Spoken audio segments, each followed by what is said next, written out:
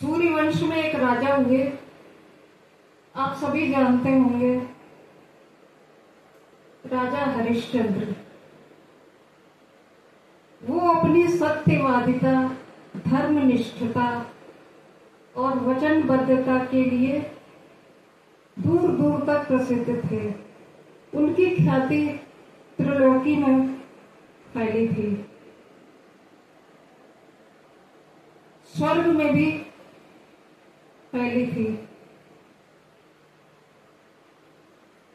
राजा हरिश्चंद्र जी के गुरु हैं वशिष्ठ जी। वशिष्ठ जी से विश्वामित्र का द्वेष है, इसलिए विश्वामित्र को ईर्ष्या हुई।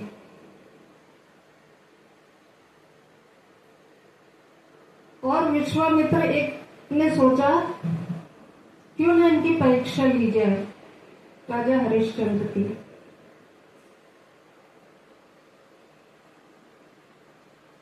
तो उन्होंने स्वप्न में, जब राजा निद्रा में थे, तब उनसे उनका राजपाट त्रिलोकी दान में मांग ली और राजा ने दे दी। दूसरे दिन सभा में लगी तो राजा ने अपनी पत्नी तारा देवी जी को और सभी मंत्रीगण, सभी सभा के लोगों को बुलाया और अपना स्वप्न वाली बात कही कि मैं स्वप्न में एक ब्राह्मण को अपना सब कुछ दान कर चुका हूं। और इतना कह ही रहे थे तब तक कि वो ब्राह्मण वहां उपस्थित हो गए। बोले, राजन संकल्प लीजिए और अपना प्रण पूरा कीजिए। राजा हरिश्चंद्र ने संकल्प किया और उनको सब राजपाट त्रिलोकी दान में दे दी।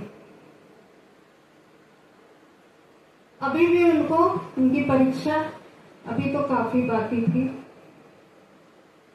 वो ब्राह्मण रूपधारी विश्वामित्र बोले कि मुझे दक्षिणा भी तो दो, दान के साथ दक्षिणा भी दी जाती है। तो राजा हरिश्चंद्र ने कहा मंत्रियों से कि राजकोष में से स्वर्ण मुद्राएं ले आओ और दान में इनको दे दो। तब वो ब्राह्मण मुस्कुराने लगे और बोले कि जब आपने सब कुछ मुझे दान में दे दिया तो मेरी ही चीज मेरे को क्यों दे रहे हैं? राजा ने कहा क्षमा कीजिएगा, मैं कहीं ना कहीं से आपकी दक्षिणा की व्यवस्था करूंगा। और दक्षिणा में उन्होंने क्या मांगा था? स्वर्ण मुद्राएं। राजा चल दिए और उन रानी तारा को देखिए, इसी को कहते हैं धर्म पत्नी। धर्म पत्नी वो होती हैं कि यदि हमने सुख में अपने पति का साथ दिया है तो कैसा भी कष्ट आए, विपत्ति आए, हमें उसका साथ देना चाहिए, तभी धर्म पत्नी कहलाती है। रानी भी चल दी और उसके पीछे बेचारा छोटा सा राजकुमार रोहित, वो भी चल दिया। जब नगर वासियों को पता चला तो सभी घेर कर खड़े हो गए और करुण क्रंदन करने लगे, आर्त विनती करने लगे कि हमारे इतने सरल स्वभाव के राजा को एक ब्राह्मण ने लूट लिया, मत जाइए आप प्रभु, मत जाइए। पर उन सबको राजा हरिश्चंद्र ने समझाया कि मेरा जाना आवश्यक है। अब जाना कहाँ था उनको? काशी। काशी क्यों जाना था? क्योंकि संपूर्ण पृथ्वी से काशी अलग है। काशी हमारे भोले बाबा जी के त्रिशूल पर स्थित है और संपूर्ण पृथ्वी तो वो दान में कर चुके थे राजा हरिश्चंद्र, इसलिए उन्हें काशी जाना था। रहे हैं पैदल। चलते चलते चलते चलते पैरों में छाले पड़ गए। बेचारे रोहित के भूख प्यास से मुंह सूख रहा है। तब बोला पिताश्री, अभी और कितना चलना है? तो बोले थोड़ी देर है बेटा, बस पहुंच जाएंगे। और कुछ देर पश्चात काशी पहुंच गए। राजा हरिश्चंद्र को पता था कि काशी में मनुष्यों को खरीदा जाता है और सेवा कराने के लिए सेवक खरीदे जाते हैं। अब वो पूरी गलियों में बाजार में घूमते रहे, सुबह से शाम हो गई कि कोई हमें खरीद ले, कोई हमें खरीद ले, कोई हमें खरीद ले, परंतु किसी ने नहीं खरीदा। अब विश्वामित्र जी जो थे, जो ब्राह्मण का वेश धरे हुए थे, अब वो एक बुजुर्ग ब्राह्मण का वेश धरकर आए और राजा हरिश्चंद्र से बोले कि मुझे एक स्त्री चाहिए जिसको मैं खरीदना चाहता हूं सेविका के रूप में। मैं एक अनुष्ठान कर रहा हूं और मेरी पत्नी काफी वृद्ध हो चुकी है, इसलिए मुझे चाहिए। राजा हरिश्चंद्र सोच रहा है मैं अपनी पत्नी को बेच दूं, लेकिन धर्म आड़े आ रहा है। तो रानी ने उन्हें आश्वासन दिया और वो रानी को लेकर चल दिए, वृद्ध ब्राह्मण के रूप में जो विश्वामित्र जी थे। तब रोहित रोने लगा, माँ क्यों जा रही मुझे छोड़कर? माँ मुझे छोड़कर मत जाओ, मैं तुम्हारे बिना कैसे रहूंगा? तब तारा देवी ने उन ब्राह्मण देवों से हाथ जोड़कर विनती की, विनम्र निवेदन किया कि वो इतना छोटा सा मेरे बिना कैसे रहेगा। जैसे स्वर्ण मुद्राएं आपने मुझे खरीद के दी हैं, कुछ और स्वर्ण मुद्राएं दे दीजिए और इसको भी लेते चलिए, छोटा मोटा काम ये भी कर देगा आपका। रानी की बात सुनकर वो वृद्ध ब्राह्मण तैयार हो गए। अब वो तो चले गए, बचे राजा हरिश्चंद्र। वो गलियों गलियों में घूम रहे हैं कि मुझे कोई खरीद ले, मुझे कोई खरीद ले, क्योंकि अभी जो स्वर्ण मुद्राएं मिली थी वो अभी आधी ही थी और उनको पूरा करके उनको देना था ब्राह्मण को। तब एक डोम आया और वो तैयार हो गया खरीदने के लिए राजा हरिश्चंद्र को। उसने कहा कि तुम्हारा काम होगा अग्नि देना, यानी कि जो मृत लोग यहाँ पर आएंगे उनको अग्नि देना पड़ेगा। राजा हरिश्चंद्र तैयार हो गए। अब इधर क्या होता है कि वो ब्राह्मण जो है अनुष्ठान का शुभारंभ करते हैं,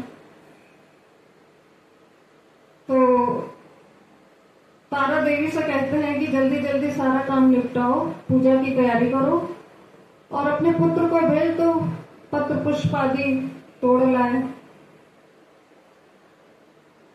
तारा देवी ने ऐसा ही किया। वो बेचारा चल दिया रोहित, और सुंदर सुंदर फूल आदि देखकर जैसे ही उसने हाथ बढ़ाया, अब विश्वामित्र जी ने क्या किया, एक विशाल काले नाग का रूप धारण किया और उसको डस लिया। वो बेचारा जमीन पर गिर गया, रोने लगा। तब वो एक सामान्य नागरिक का वेश धरकर चिल्लाते हुए वहां पहुंचे जहां तारा देवी काम कर रही थी कि अरे किसका पुत्र पुष्प तोड़ने गया था, उसको सर्प ने काट लिया है, जल्दी जाओ उसको बचाओ। रानी जैसे ही दौड़ी तो राजा ने कहा, वो ब्राह्मण ने कहा कि मैंने आपको खरीदा है और मेरी आज्ञा के बिना आप नहीं जा सकती। जब तक पूरा काम निपटा नहीं लेती, पूजा की तैयारी नहीं कर लेती, तब तक आप नहीं जा सकती। सोचिए उस माँ के बारे में क्या बीत रही होगी उनके दिल पर। अब उन्होंने जल्दी जल्दी काम समेटा कि जल्दी जाऊं, वो और काम बढ़ाते गए और काम बढ़ाते गए, अंधेरा हो गया। और जैसे ही काम से निपट कर वो भागी, दौड़ती हुई गई तारा देवी। तब तक उसकी प्राण पखेरु हो चुके थे, रोहित के प्राण पखेरु हो चुके थे। उसको अपनी गोद में लिपटा कर रोने लगी कि बेटा मैं कैसी माँ हूं, मैं तुम्हें बचा भी नहीं सकी, मैं तुम्हारे पिताश्री को क्या जवाब दूंगी। थोड़ी देर रुदन करने के बाद रोते रोते भागती हुई गई गंगा किनारे। अंधेरा था और वहां पर पहरा दे रहे थे राजा हरिश्चंद्र। अंधेरे की वजह से न राजा ने उन्हें पहचाना और न ही तारा देवी ने अपने पति को पहचाना। रोते हुए तारा देवी ने कहा कि महाराज मुझे कफन और अग्नि चाहिए, अपने बच्चे को अग्नि देनी है, आप मेरी सहायता करेंगे। तो राजा हरिश्चंद्र ने क्या कहा कि मेरे मालिक का जो हुक्म है कि बिना कर लिए और बिना कफन लिए मैं अग्नि नहीं दे सकता। तब रानी ने क्या किया, अपनी साड़ी में से आधी साड़ी फाड़ के उसको उड़ा दी और बोली अब तो अग्नि दे दीजिए। परंतु राजा हरिश्चंद्र तो वचनबद्ध थे। उन्होंने कहा मैं कदापि नहीं कर सकता, मेरे मालिक का आदेश है, उनकी आज्ञा के बिना मैं अग्नि नहीं दे सकता। तब तक जोर की बिजली कड़की और राजा ने रानी को देख लिया और पहचान लिया। बोले तारा देवी आप? बोली आप मेरे स्वामी, आप ये क्या कर रहे हैं? बोली मैं आपके पुत्र को नहीं बचा सकी, मुझे माफ कर दीजिए, परंतु अब तो आप इसको अग्नि दे दीजिए। पर राजा हरिश्चंद्र बोले कि मैं अब भी नहीं दे सकता, क्योंकि मेरे मालिक का यह आदेश है, मैं वचनबद्ध हूं। तारा देवी की समझ में जब कुछ नहीं आया तो गंगा किनारे लेकर उसको बैठ गई और गंगा जी से कहने लगी, हे गंगा मैया, क्या ऐसी परीक्षा ली जाती है?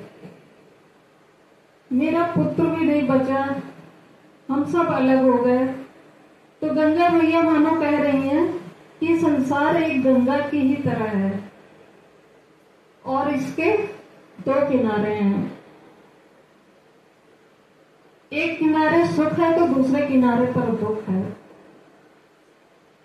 फिर जब वो आता है मालिक जो डोन था, विश्वामित्र जी को अभी भी संतोष नहीं हुआ और उन्होंने पूरे नगर में ये बात फैला दी कि एक प्रेतनी पिशाचिनी है जो बच्चों को मार मार के नदी में बहा रही है, आप लोग उसको जाके मार डालो। और तब तक डोम भी आ गया और डोम ने राजा हरिश्चंद्र को आदेश दिया कि इसका सिर धड़ से अलग कर दो तारा देवी का।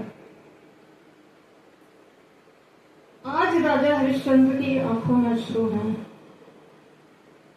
पर फिर भी वो अपने वचन से बंधे हुए हैं। उन्होंने जैसे ही खड्ग उठाया और साथ में ये भी कहा कि तुम चिंता मत करो देवी, मेरा पुत्र तो इस दुनिया में रहा नहीं और मैं तुम्हें भी मार रहा हूं, इसके पश्चात मैं अपना भी सिर धड़ से अलग कर लूंगा। कम से कम तीनों एक साथ तो रहेंगे जहां रहेंगे। जैसे ही उन्होंने खड्ग उठाया, त्रिदेव वहां पर उपस्थित हो गए, ब्रह्मा विष्णु महेश जी, विश्वनाथ, हमारे तीनों उपस्थित हो गए और बोले कि ये तुम्हें कुछ भी नहीं करना है, क्या करने जा रहे थे तुम? तो राजा हरिश्चंद्र ने कहा कि मेरा जब पुत्र ही नहीं रहा तो हम लोग इस हालत में रह के क्या करेंगे? इसकी अग्नि के साथ हम लोग भी बैठ जाएंगे और तीनों को मुक्ति मिल जाएगी। तब भगवान नारायण ने कहा, आवाज दी, रोहित बेटा। और जैसे ही आवाज दी वो उठकर खड़ा हो गया, जैसे नींद से जागा हो भी। और भगवान ने अपना सुदर्शन छोड़ दिया विश्वामित्र की तरफ। परंतु आज देखिए, भगवान के कहने पर सुदर्शन चलते हैं, लेकिन आज राजा हरिश्चंद्र ने हाथ जोड़कर सुदर्शन जी के सामने कहा कि यदि मैंने जीवन में हमेशा सत्य का पालन किया, धर्म का पालन किया, अपने वचन का पालन किया हो, तो आप शांत हो जाइए। और सुदर्शन चक्र शांत हो गए।